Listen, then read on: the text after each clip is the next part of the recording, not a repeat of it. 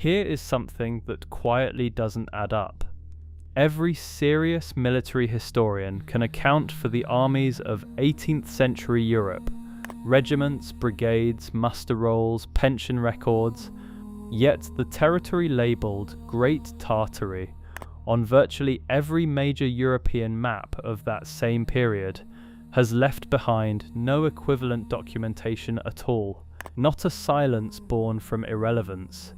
Great Tartary was, by cartographic standards of the 17th and 18th centuries, the largest named political entity on Earth, covering more land than all of Western Europe combined. Cartographers from Gerardus Mercator to Nicolas Sanson gave it borders and treated it as a sovereign dominion, and yet when you go looking for what actually governed that dominion, what enforced its borders, what armies answered to its authority, you find a record so thin as to be nearly invisible. That thinness is not something historians flag as a problem. They treat it as an absence that simply is. That is what I want to sit with today. Not the sensational version of this. Not the version that involves buried giants or impossible civilizations. I want to think carefully about what the records actually show, what they omit, and whether those omissions follow a pattern that demands a serious explanation. The mainstream historical account of Tartary is straightforward and not unreasonable. Tartary was a loose geographic label used by European cartographers and diplomats to describe the vast, politically fragmented steppe territories stretching from the Caspian Sea eastward through Siberia to the Pacific. It was not, historians argue, a unified state. The peoples who lived there, Mongols, Kazakhs, Yakuts, Buryats, and dozens of other distinct groups, were organized tribally, not imperially. No single capital, no unified taxation, no common written law. Their military forces were clan-based and decentralized, which is precisely why no centralized military record exists. The absence on this account is expected. That is a coherent argument, and for most of Tartary's history it holds. The Mongol Empire that preceded it was documented, imperfectly but documented. Chinggis Khan's armies are studied. The Golden Horde, the Chagatai Khanate. These are real historical entities with genuine historiographies, even if incomplete ones. The argument starts to strain when you apply it to the specific window of the 17th and 18th centuries, precisely the period when European cartographers were labelling this territory with the greatest confidence and detail. This was not a pre-literate era. This was the age of diplomatic correspondence, scientific expedition, and census-taking. John Bell of Antermony is a name most people have never encountered. He was a Scottish physician who travelled across the territory of Tartary between 1715 and 1722, accompanying Russian diplomatic missions. He wrote a detailed account of his journeys, and in it he describes fortified settlements of a scale he struggles to account for. Bell was a careful observer, not given to exaggeration.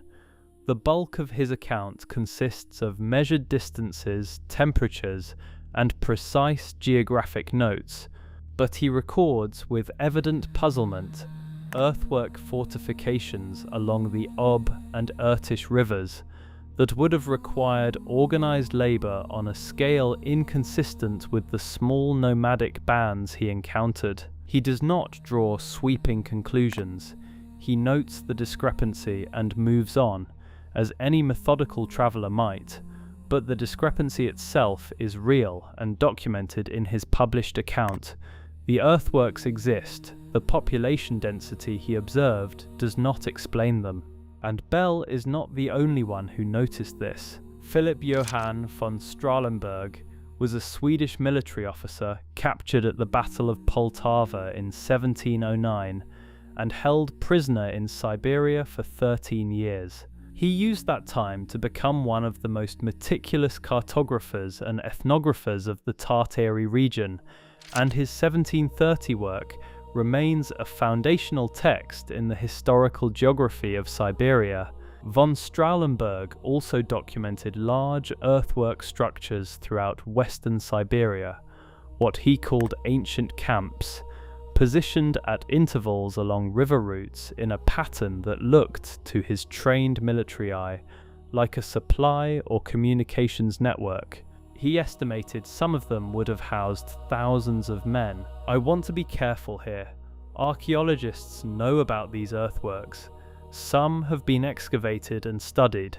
They are generally attributed to various pre-modern cultures, Bronze Age steppe civilizations, early medieval Turkic groups.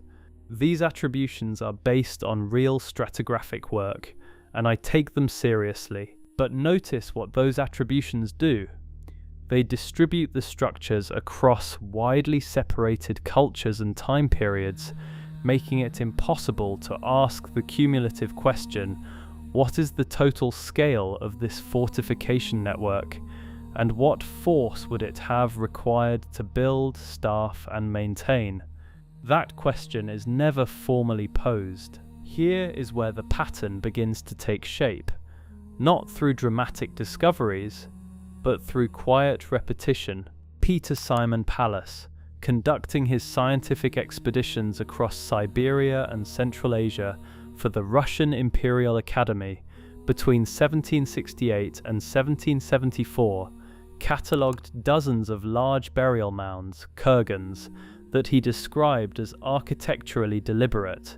Pallas was a trained naturalist and exacting empiricist, not given to free speculation, but he noted, across multiple excavation sites, that the largest kurgan complexes contained evidence of mass interment, not individual burial, not small family groups, but simultaneous burial of large numbers of individuals in what appeared to be a single organized event.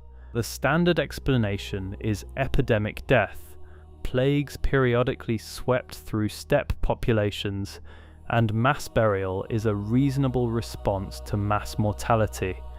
I hold that explanation seriously, but it does not fully account for the architectural scale of the earthwork mounds themselves, which in several cases required the displacement of tens of thousands of cubic meters of soil. Here is something that the mainstream bioarchaeological record quietly confirms and then does not discuss further. Studies of Scythian kurgan burials, the predecessors of the peoples later labelled Tatar and Tartarian, have shown that the population was, on average, measurably taller than contemporary Greeks, Persians, and Egyptians. This is not a fringe claim.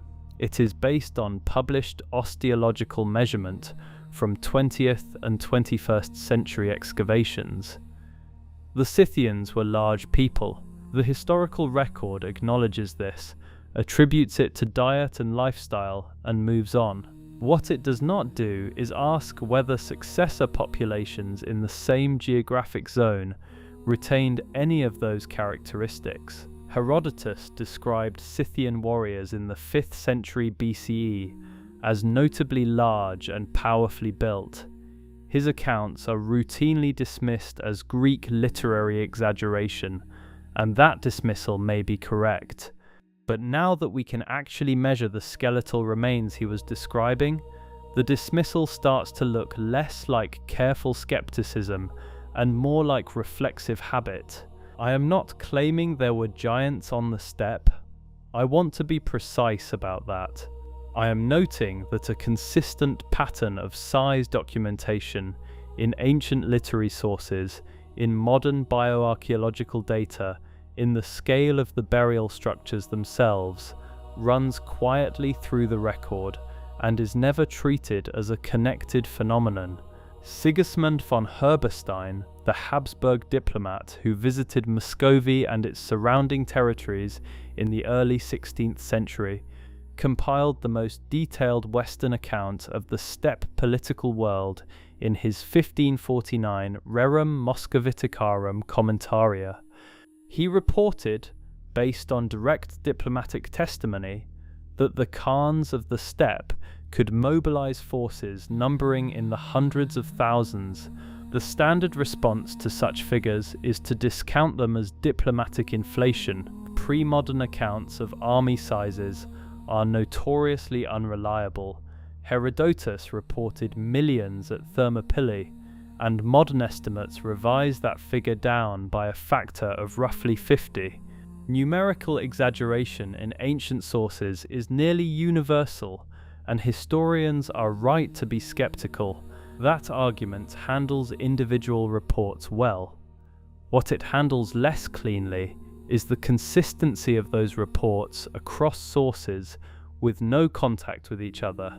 Von Herberstein's figures align, roughly, with the reports of William of Rubruck, the Franciscan friar who travelled to the Mongol court in 1253 and documented the logistical infrastructure he witnessed there. Rubruck described supply networks, horse relay systems, and what he characterized as standing military encampments extending across the steppe at regular intervals. He had no reason to exaggerate Mongol power. His mission was to establish an alliance which required an accurate assessment of their military capacity, not a theatrical one. Accounts compiled later in the 17th century, most ambitiously in Nicolaas Witsen's 1692 work, Nord- and Ost-Tartary, describe infrastructure of a similar character, outposts, encampments, earthwork structures, present in the same geographic corridors Rubruck had travelled 4 centuries earlier. The infrastructure, whatever its origin, had not disappeared. Let me pause and be honest about the limitations of what I am building.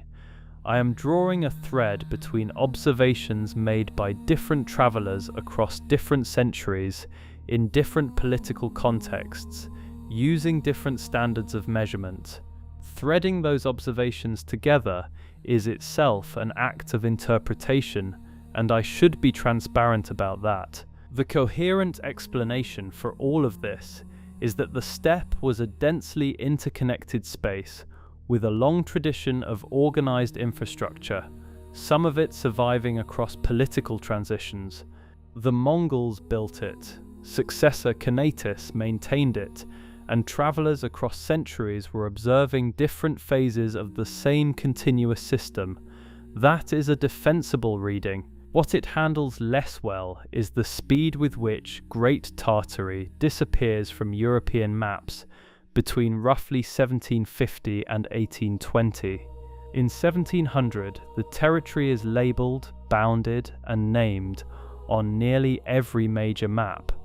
By 1820, it is gone, absorbed into Russian Empire, or simply left blank. Political geography changes, empires dissolve. The Ottoman Empire disappeared from maps too, and we have extensive records of its dissolution. What makes the Tartary case different is that its disappearance is not accompanied by any corresponding documentation, no conquest records explaining it, no treaty archives, no account of where the population went. You may say the Russian expansion into Siberia is well documented. Yermak Timofeyevich's 1582 campaign is in the record. The gradual Russian absorption of steppe Kanates is chronicled, all true, but those records describe the absorption of small, fragmented polities, not the vast unified dominion that European maps had depicted for 2 centuries. There is a mismatch between what European cartographers believed they were mapping and what the Russian conquest records describe overcoming. Someone was wrong. Either the cartographers were collectively misrepresenting a geopolitical reality they had significant commercial interest in understanding accurately, or the conquest records are, somehow, radically incomplete. One of these must be true. Now I want to address the mud flood argument directly, because this is where serious inquiry and serious nonsense become hardest to separate. The claim, stated plainly, is that significant sediment deposition events in Siberia and Central Asia during the 18th and 19th centuries physically buried structures, settlements, and in some versions, entire populations. The catastrophic version of this claim belongs to a different conversation. What I am interested in is the documentary evidence that significant sediment accumulation did occur in parts of Western Siberia, and that some pre-existing structures are documented as partially buried by the 19th century that were not buried in the 18th. Von Strahlenberg's maps from the 1720s and 1730s show certain river-adjacent structures at ground level. Later surveys of the same locations, conducted in the 19th century, show those structures partially submerged in accumulated sediment. That change is real. The rate of accumulation implied by it is, in certain locations, unexpectedly high. The geological explanation is flooding and alluvial deposition, well understood processes operating continuously in river-heavy regions. Siberian spring flooding is extreme by global standards. Over a century, significant sediment accumulation is entirely possible and does not require any catastrophe. This explanation is credible, and I find it largely persuasive for individual sites. What I find less persuasive is the claim that the archaeological community has systematically investigated all the buried structures documented by early surveyors and found nothing of consequence.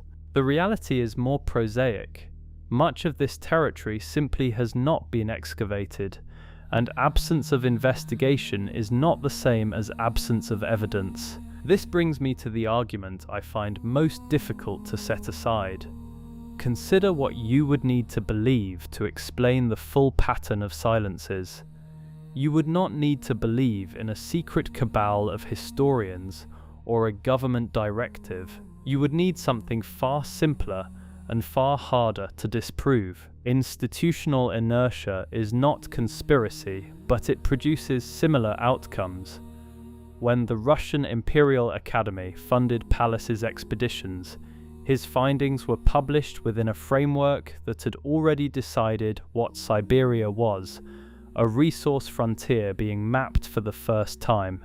That framework shaped which findings were foregrounded and which were quietly filed away. The same is true of British, French, and German academic traditions.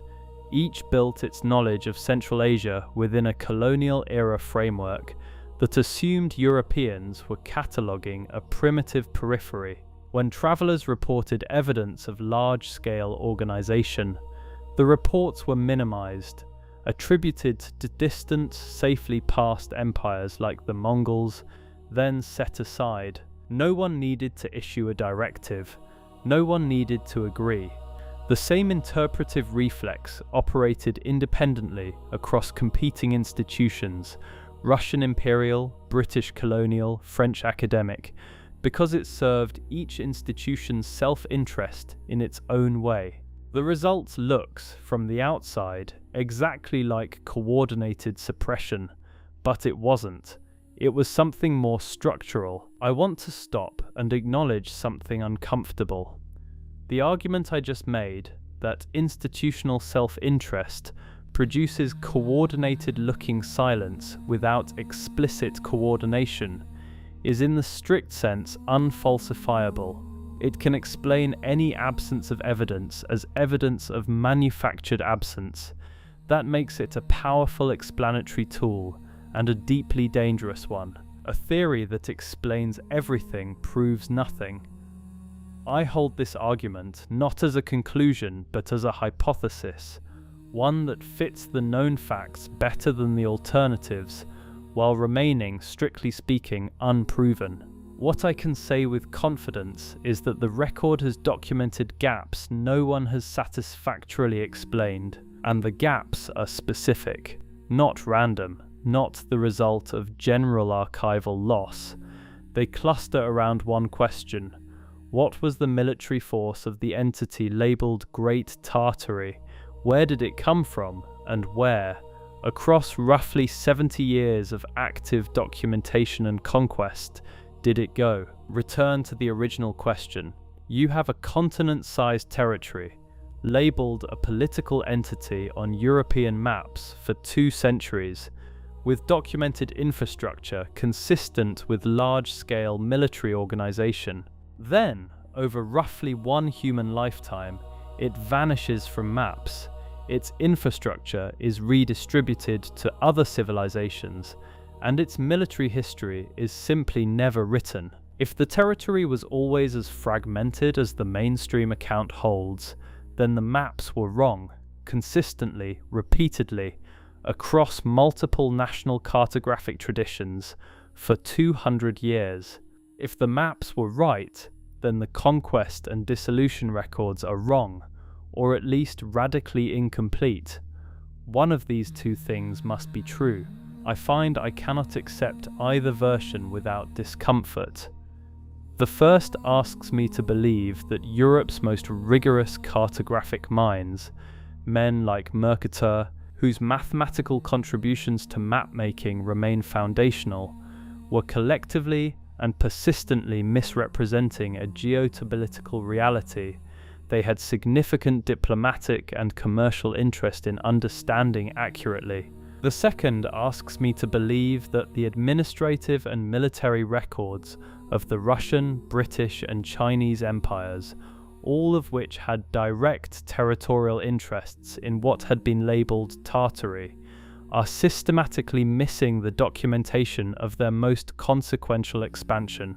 Both explanations carry weight, and I cannot dismiss either, and so I am left here not with a revelation, but with a question that has grown heavier the longer I have held it.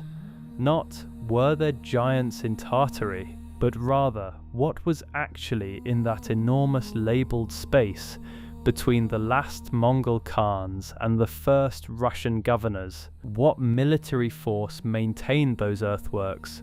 What authority ran the relay networks that 3 separate observers, across 3 separate centuries, documented as still operational? The silence in the record is not a neutral absence. Silence at this scale, in this location, at this exact moment in history, has a shape, and the shape it makes troubles me.